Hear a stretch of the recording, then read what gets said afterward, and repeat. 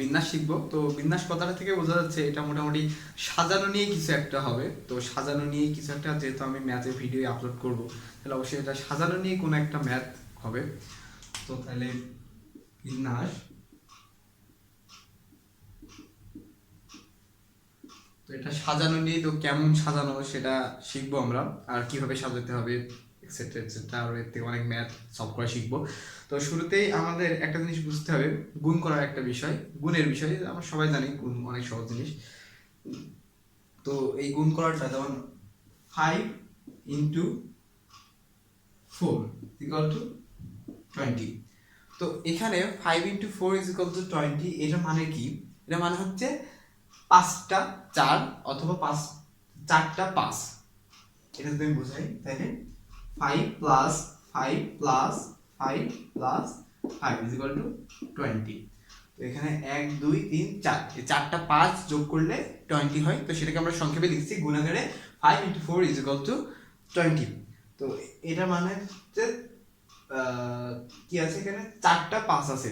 তো এটা থেকে আমরা আরেকটা জিনিসে যাইতে পারি, গুণের আরেকটা ধারণায়, যে যদি বলা হয় প্রত্যেকের কাছে 5টি করে চকলেট আছে এবং টোটাল মানুষ আছে 5জন, মানে 5জন স্কুল শিক্ষার্থীর কাছে, 5জন স্কুল শিক্ষার্থীর কাছে 5টি করে চকলেট আছে, প্রত্যেকের কাছে 5টি করে চকলেট আছে। তো তাইলে এখন যদি তোমাদেরকে বলা হয় যে টোটাল কয়টি চকলেট আছে, মোট কয়টি চকলেট আছে, তো তুমি কি এখন সবার কাছ থেকে একটা একটা করে চকলেট নিয়ে গুনে দেখতে যাবে যে টোটাল কয়টা চকলেট আছে?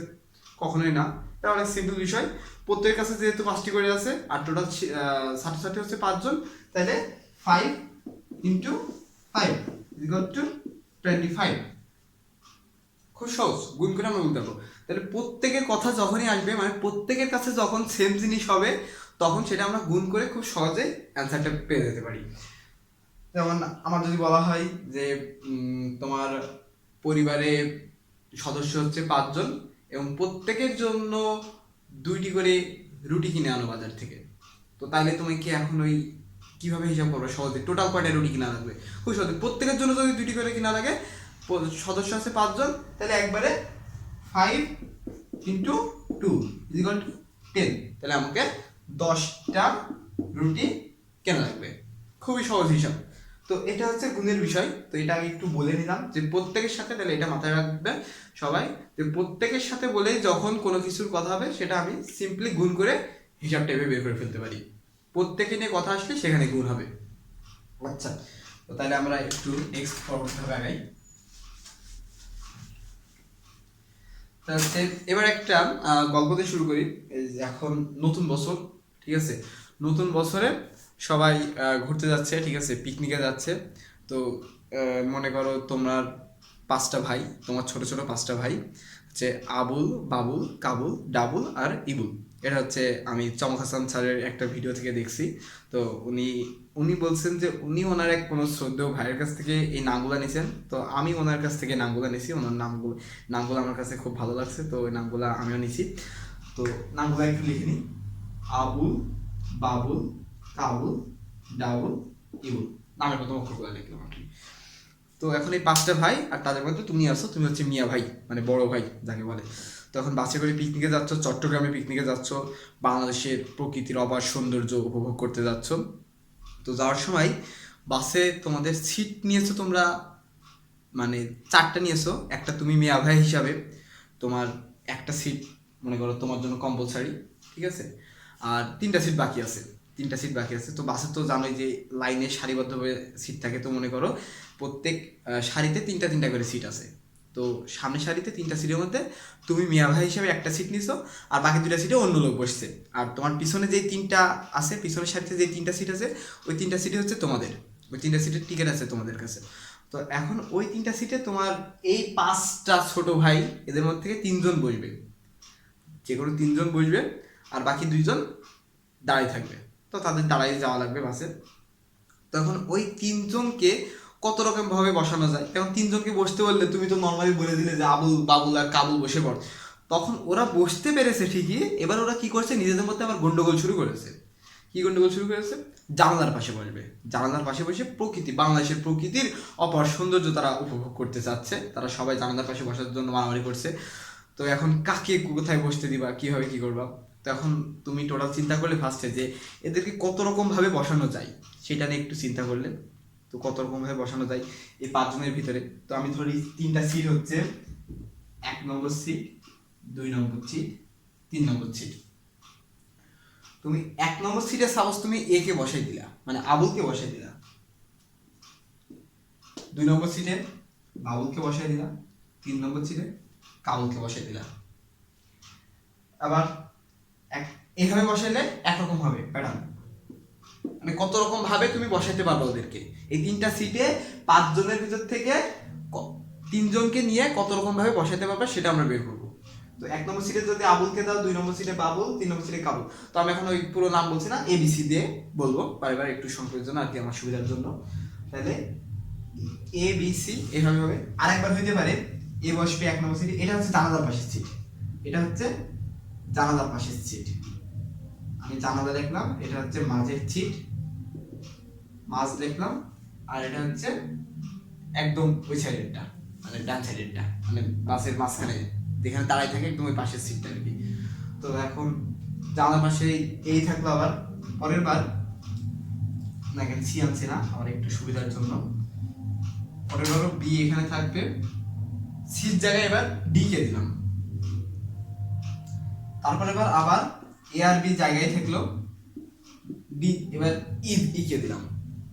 এই সাইডে 3টা চেঞ্জ করছে আর এই দুইটা একদম সিম্পল রাখছি। পরের বার এ এখানে থাকবে, বির কাজ শেষ, এবার বির জায়গায় আমি সি কে নিয়ে আসলাম, মাঝখানে সি বসবে, মাঝখানে যদি সি বসে তো এখানে এবার আমি ডি কে বসাই। তারপর এবার এ আর সি থাকবে, এখানে বসবে তোমার ডি, ডি কে বসালাম।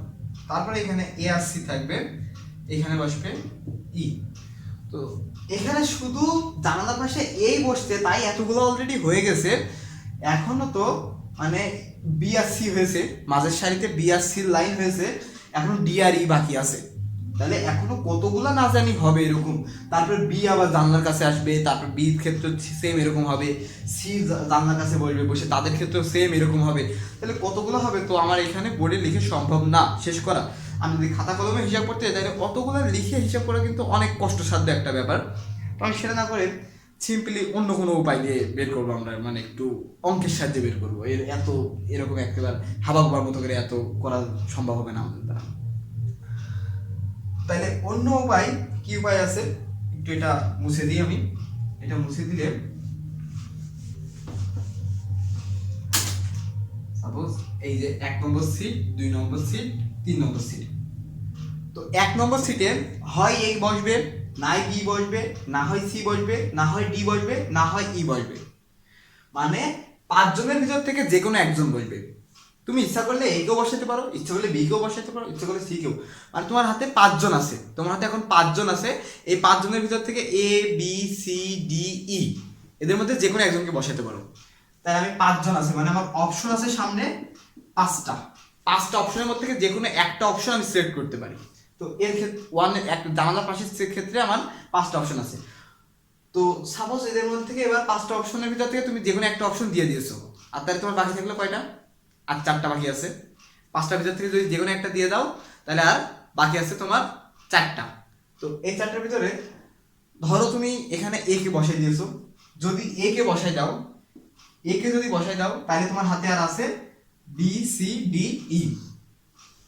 সাপোজ তুমি বি কে বসাই দিয়েছো, বি কে বসাই দিয়েছো, তাহলে 1 এ সি ডি ই 4টা বাকি আছে। তুমি যদি এবার সি কে বসাই দাও তাহলে দেখো এ বি ডি ই, তাহলেও তোমার 4টা বাকি আছে।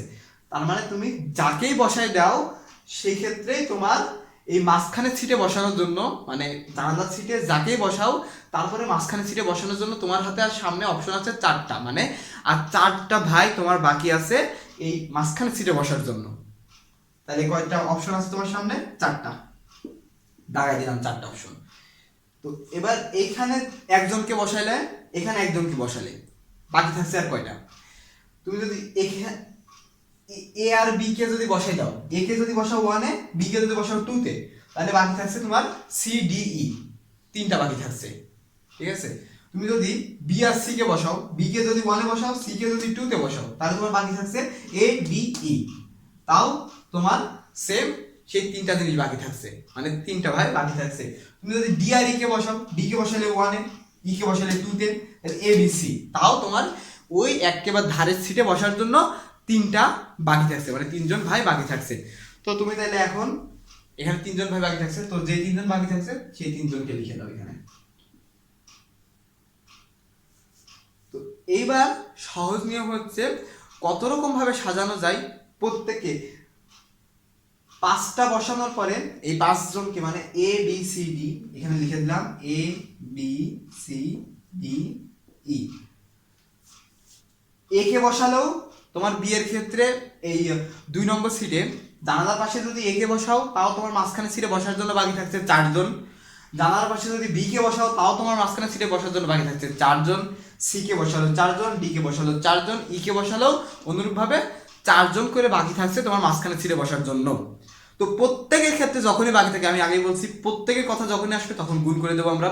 তো প্রত্যেকের ক্ষেত্রে যেহেতু 4 জন করে বাকি থাকছে, তাইলে আমরা এখানে লিখতে পারি, এটাই লিখছি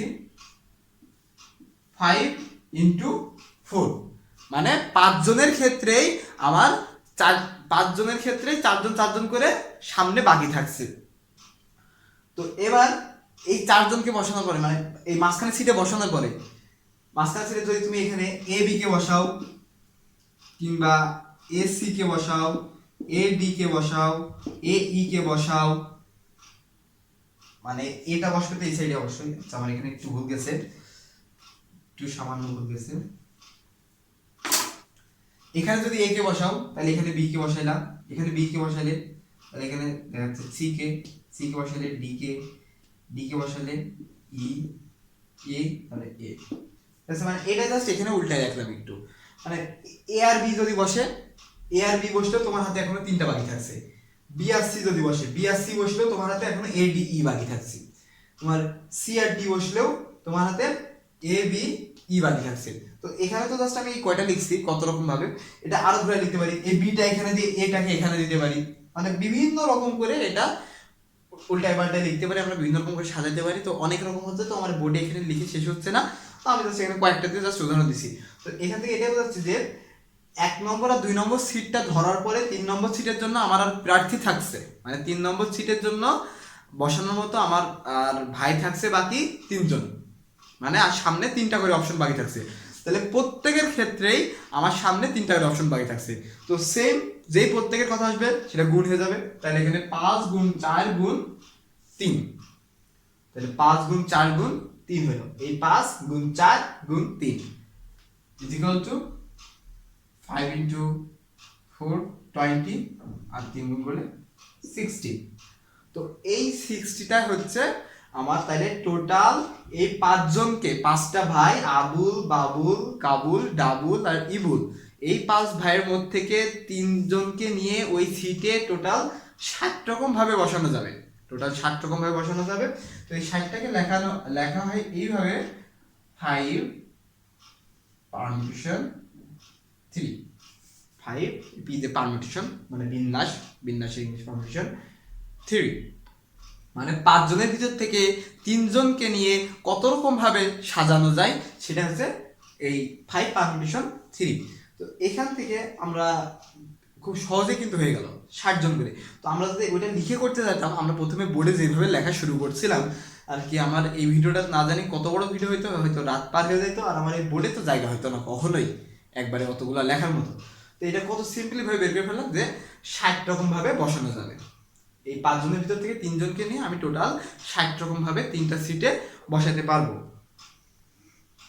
এবার আমি এটা মুছে দিই, একটু যদি আমরা খেয়াল করি, এবার আমরা এখন সূত্রে যাইনি, কিন্তু পারমিটেশনের যে মেইন সূত্র আমরা সূত্র শিখছি না, আমরা সূত্র এখন শিখবো না এত তাড়াতাড়ি, আমরা একটু নর্মালি জেনারেলি অঙ্ক করার চেষ্টা করি,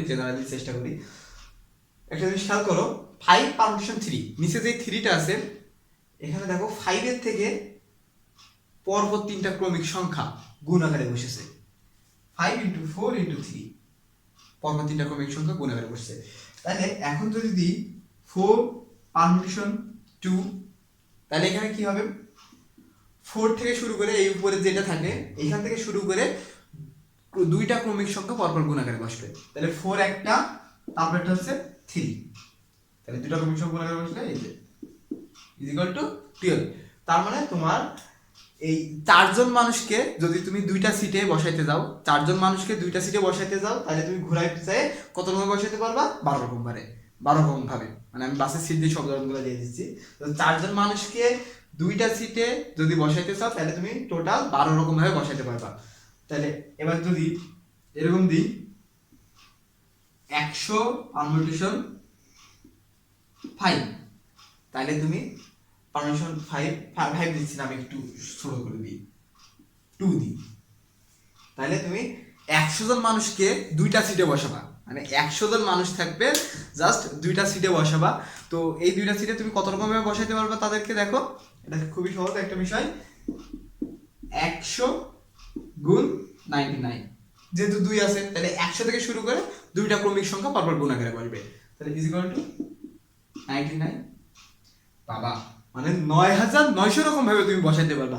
তো এটা যদি আমি এ বি দিয়ে ধরে যদি বোর্ডে করতে যাই তাহলে তো সেটা সম্ভব না। তাহলে আমি এটা কত সহজে মানে অঙ্কের সাহায্যে অ্যান্সারটা বের করতে পারছি। তাহলে 100 জনকে যদি দুইটা সিটে আমি বসাইতে যাই তাহলে টোটাল 9900 রকম ভাবে তাদেরকে বসাতে পারবো। এবার আমি সিটের চিন্তা বাদ দিয়ে দিলাম, একবারে সরাসরি পারমুটেশন বলেই আমরা বলবো। তাইলে এটাকে কত রকম, এই যে মুছে দিয়ে 1000 পারমুটেশন 3 যদি এটা হয় তাহলে আমরা কিরকম করব? 1000 গুণ 999 999, মানে এর থেকে 1 কম, গুণ 998, ওর থেকে আরো 1 কম। এখানে 3 আছে নিচে, তাহলে এখানে 3টা অঙ্ক পরপর হবে। তো এটা এবার আমরা গুণ করে নেব। তো গুণ করার কাজ তো যদি আমি পারি, সেরকম ট্যালেন্ট হই, তাহলে মুখে মুখে করে দিলাম, না হলে আমি ক্যালকুলেটর ইউজ করবো, ক্যালকুলেটরের সাহায্য নেবো। তো গুণটা তো আর আমি এখানে শেখাতে যাচ্ছি না, মেন কথা কিভাবে লিখতে হবে এই লাইন পর্যন্ত পারলেই আমি এই ভিডিও বানাইয়ে সার্থক। যদি তোমরা এই ভিডিওটা দেখে এই পর্যন্ত শিখতে পারো, মানে যা যা বলেছি এই পর্যন্ত অলরেডি, এইটুকু বুঝতে পারলেই আমি সার্থক।